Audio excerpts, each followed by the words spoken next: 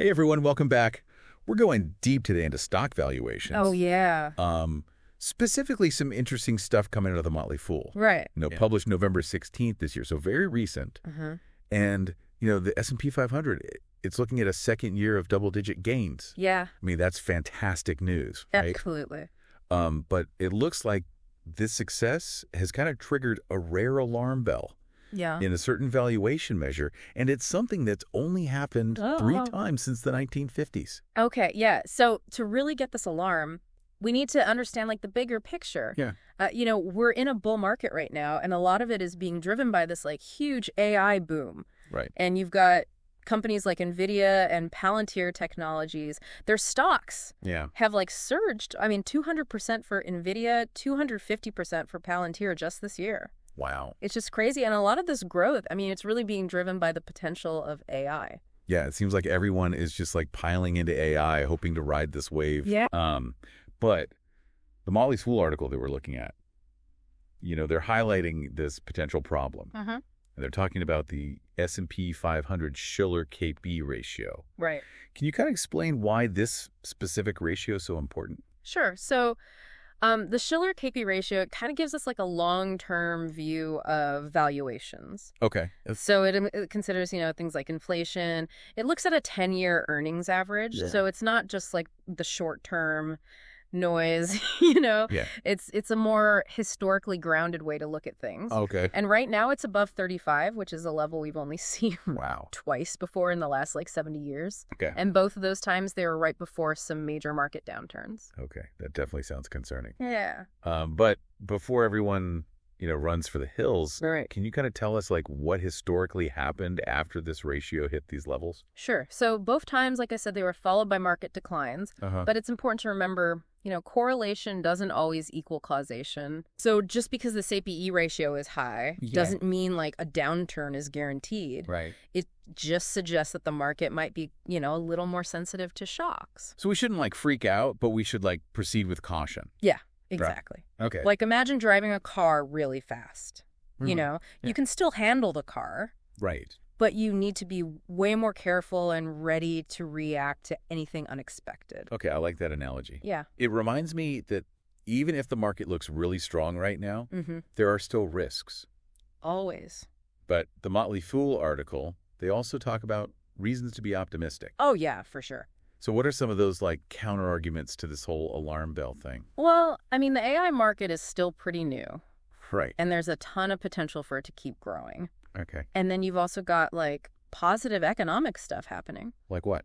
The recent interest rate cut. Right, yeah. That could help keep things moving upward. And the other thing is, if you sell everything off right now just because you're scared, you could miss out on even more gains later. Right. That's the classic dilemma. Totally. Balancing the fear of losing out versus the fear of losing money. It is, yeah. And that's where being smart and nuanced comes in. Okay. Because it's not just about the whole market, it's about individual stocks too. Right. All stocks aren't the same. Okay. Even if the market seems overpriced overall, there are going to be some companies that are in a better position. So instead of judging the whole market, we should be looking for specific companies that have good fundamentals and, potential for growth. Exactly. Right. And the Motley Fool article, they actually highlight Alphabet as an example. Okay. Because even though the whole market seems really expensive, Right. Alphabet's trading at 22 times forward earnings. Okay. Which seems kind of low considering how big they are, in search, advertising, cloud computing, all that. Oh, wow. So it sounds like they might be undervalued even though the overall market seems high. That's what it looks like, yeah. That's fascinating. So it seems like there are always opportunities out there for investors who know where to look. Yeah, if you know what you're doing. Even in a market that looks expensive at first glance. Yeah, exactly. But what about someone who doesn't have a ton of time to analyze every single stock? Right. The average investor. Right. What should they take away from all this? Well, that's where long-term investing comes in. Okay. The market's always going to go up and down. Right. But if you focus on owning good companies for a long time, you're more likely to just ride out those waves. So it's less about trying to time the market perfectly and more about just staying in the market for a long time. Exactly. Think of it like planting a tree. Okay. You don't dig it up every few months to see if it's growing. Right. You just let it do its thing. Gotcha. Give it time. Trust that it'll eventually, grow big and strong. Okay, I like that analogy. That makes a lot of sense. Yeah. It really emphasizes the importance of patience and a long-term perspective. Yeah. Especially when you're dealing with a market that could be volatile. Right. And it's about picking companies that you believe in. Yeah. Ones that have a solid track record and a clear vision for what they want to do. So even with this Shiller-KB ratio thing kind of flashing red, Right. we shouldn't just abandon everything. No, not at all. It's just a good reminder to be informed. Yeah. Be strategic. Make sure your investments still fit with your goals. Right. And you know how much risk you're comfortable with. Your risk tolerance. Exactly. But I think there's another part of this that we need to talk about. Okay, I'm listening. What else did the Motley Fool bring up in their analysis? Well, they talk about something that a lot of people overlook, Yeah. which is investor psychology. Oh, interesting. Yeah.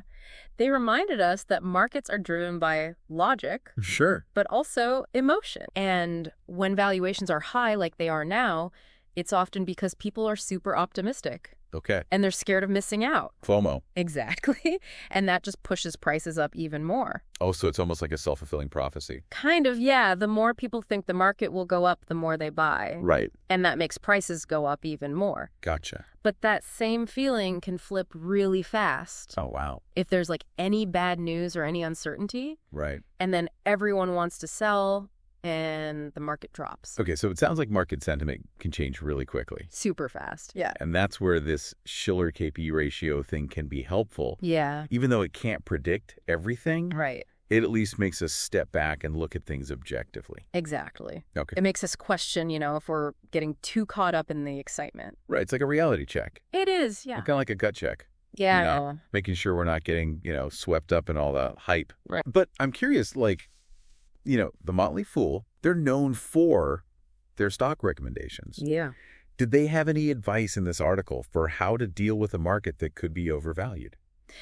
They did. They reminded investors that even if the market as a whole looks expensive, Right. it doesn't automatically mean every single stock is a bad buy. Okay. There could still be individual stocks that are actually undervalued. Okay. It goes back to what we were saying before, That's- not judging the whole market based on just one thing. So instead of avoiding the market completely, Right. we should be looking for those hidden gems. Exactly. It's all about research. Okay. Really understanding a company's fundamentals. So their financials. Yeah, look at their financial statements. Who's on their management team? Okay. Who are they competing with? Really dig deep. So it's like being a detective almost. It is kind of, yeah. Trying to find the clues, Exactly. looking for the companies that are really built to last. Yep. And you don't need to be like a Wall Street expert to do Ooh. this. Okay, that's good. There's tons of resources out there to help you understand all this stuff. Yeah. Actually, the Motley Fool themselves, they offer all kinds of services. Like what? Like stock recommendations and educational resources. So if you're feeling overwhelmed, Right. there are experts who can help. Definitely. And that can be really useful right now. Yeah. When it's so easy to get caught up in the emotional ups and downs of the market. Right, like FOMO and all that. Exactly. Having someone you trust Okay. to give you good information and analysis. Yeah. It can help you stay grounded and focus on the long term. That makes sense. But, we got to be real. Yeah. Investing always has some risk. Of course. Nobody can predict the future perfectly. Nobody has a crystal ball. Right. So even with the best research, Yeah.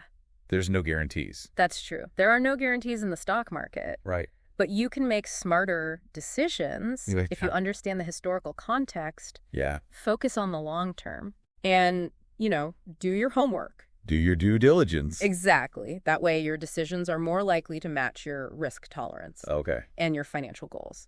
So it's about accepting that we can't know everything. Right. But also making sure we have the knowledge and tools to navigate the market well. Exactly. And one of the best tools you can have as an investor is diversification. Oh, diversification, right. Don't put all your eggs in one basket. Exactly. Spread your investments around different sectors, Yeah. different asset classes, even different countries. So even if one part of the market takes a hit, Right. it doesn't wipe out your entire portfolio. Exactly. Diversification helps to lower your risk Okay. and makes your portfolio more resilient. So it can weather those market storms. Exactly. And that's really important right now. Yeah. With all this talk about valuations being so high. Right. It sounds like a good strategy to spread your risk. It is. Yeah. Don't bet everything on just one sector or one trend. Yep. But I'm curious, did the Motley Fool say anything about how long bull markets usually last? Yeah, they actually pointed out that historically, bull markets tend to last longer than bear markets. Okay, so even if you see a downturn, yeah, it's probably going to be shorter right. than the overall upward trend. More like a blip on the radar. Okay, it's good to know. Especially for long-term investors. Yeah, makes you feel a little better. Of course, we can't know for sure what's going to happen. Right. But these historical patterns can help us stay calm. Stay balanced. Exactly. Okay. And remember, patience is key. Yes. Riding out those market ups and downs. Yeah. That's usually the best way to reach your long-term goals. So it's not about panicking and selling everything. No, definitely not. When the market dips. Right. It's about sticking to your plan. Okay. Trusting the process. Not letting your emotions control your decisions. Exactly. But I want to go back to something you mentioned earlier about investor psychology. It seems like understanding our own biases is so important for making good investment choices. It is. It really is. Did the Motley Fool have any insights about this? They did. They talked about how our brains are wired to react to threats. Oh, like fight or flight. Exactly. It's a survival instinct. Right. But when it comes to investing, those instincts can actually lead to bad decisions. So how do we overcome those gut reactions and make more rational choices? It starts with being aware of them. Okay. If you understand your own biases and what triggers your emotions, then you can come up with strategies to deal with them. So like having a plan. Exactly. Having a written investment plan can help you stay focused on your long-term goals and avoid making decisions based on fear or greed. So it's like a roadmap. It is, yeah. To guide us through those emotional ups and downs. That's a great way to put it. And remember, talking to an expert can be really helpful too. Like a financial advisor. Exactly. They can help you create a plan, give you objective advice, and be someone you can talk to when you're not sure what to do. So it's like combining our own research with the knowledge of a professional. Exactly. You get a more well-rounded perspective. That makes sense. It's not about going it alone. No, it's about having a team to help you navigate the market. And make good choices for your situation. Exactly. But before we move on, I want to touch on something else. The Motley Fool mentioned. Okay. It's not just about knowing what happens after periods of high valuation. Right. It's also about understanding why it happens. That's such an important point. Yeah. And they really dug into investor psychology. Okay. Reminding us that markets are driven by both logic and emotion. And when valuations get really high. Like now. Yeah, it's often because optimism is just running wild. Okay. Everyone's jumping in. They don't want to miss out. FOMO. Yeah, and that just pushes prices higher and higher. Like a game of musical chairs. It is, everyone's scrambling for a seat, but then the music stops. And that same feeling can turn around really fast if there's any hint of bad news or uncertainty. So the market can drop quickly. Super quickly. And that's where this Shiller-KPE ratio can be helpful. Okay. It's not perfect, but it can encourage us to take step back, look at things objectively, and make sure we're not just getting caught up in all the hype. So it's a good reminder to be a little skeptical. Exactly. Question what everyone's saying. And do our own research. Always. And that brings us back to understanding our own goals. And how much risk we're comfortable with. Are we in it for the long haul? Or are we looking for a quick buck? Are we going to freak out when the market drops? Yeah. Are you going to make impulsive decisions based on fear or greed? So many things to consider. It is a lot. It's like choosing between a nice, relaxing hike in the mountains or a crazy ride on a roller coaster. I like that. They're both fun. Right? But they're very different experiences. Totally. And you need to be prepared for what you're getting into. Exactly. And it's not about one being better than the other. It's about finding what works for you. Okay. What matches your personality and your goals. I like that. But did the Motley Fool have any advice for people who are feeling nervous about the market right now? They did. They said it's important to focus on what you can control, which is your own investment strategy and your decision-making process. So they're not just reacting to the headlines. Exactly. They reminded us that even when things are uncertain, there are always opportunities out there. So don't just freeze up in fear. No, be proactive. Okay. Do your research. Make sure your portfolio still fits your long-term goals. To stay informed and stay focused. Exactly. And remember, the market going up and down is normal. It's part of the cycle. Don't let that short-term noise distract you from your long-term vision. Yeah, that's a good point. Yeah. You know, it's easy to get caught up in all the day-to-day stuff Right. and forget about the big picture. Exactly. But before we wrap up this deep dive, Uh-huh. is there anything else from the Motley Fool article Yeah. that really stood out to you? You know what really resonated with me? Yeah. Was their emphasis on looking beyond just the numbers. Okay. Like they reminded us that investing, Yeah. it's not just about crunching data and analyzing ratios. Right. It's about understanding the human element too. Oh, interesting. Yeah. You know, the hopes and fears and motivations that drive people's behavior. Right. Because at the end of the day, the market is made up of people. Exactly. It's like a reflection of ourselves. Yeah. Our collective psychology playing out, you know, on this massive scale. That's a really cool way to think about it. It is. And that's why it's so important to be aware of our own biases, Right. our emotional triggers, all that stuff we talked about earlier. Yeah, because those same emotions can actually drive the market, Yeah. create opportunities, but also risks. Exactly. Wow. It's like adding another layer of complexity to everything. It does, but it also gives you a deeper understanding. Right. And it reminds us that even the fanciest financial models, they can't predict everything. Right, because people are unpredictable. Exactly. So data and analysis are important, Of course. but we should also trust our gut. Our intuition. Yeah, like our own judgment Yeah. that we've developed through experience. Right. And by understanding how the market works. So it's about finding that balance Exactly. between the numbers and our gut feeling. Between the head and the heart, you could say. I love that. Yeah. Being analytical, but also intuitive. Right. Using data, but also paying attention to those subtle signals. Yeah, like market sentiment. Exactly. And that's what makes investing so challenging. And rewarding. Yes, definitely. It's like this constant learning process. It is. You know, always adapting and evolving as the market changes. You got to stay on your toes. I think that's a great point to end on. Yeah. So let's recap what we've learned from this deep dive Okay. into the Motley Fool's analysis. Right. The market is looking pretty expensive historically, Uh-huh.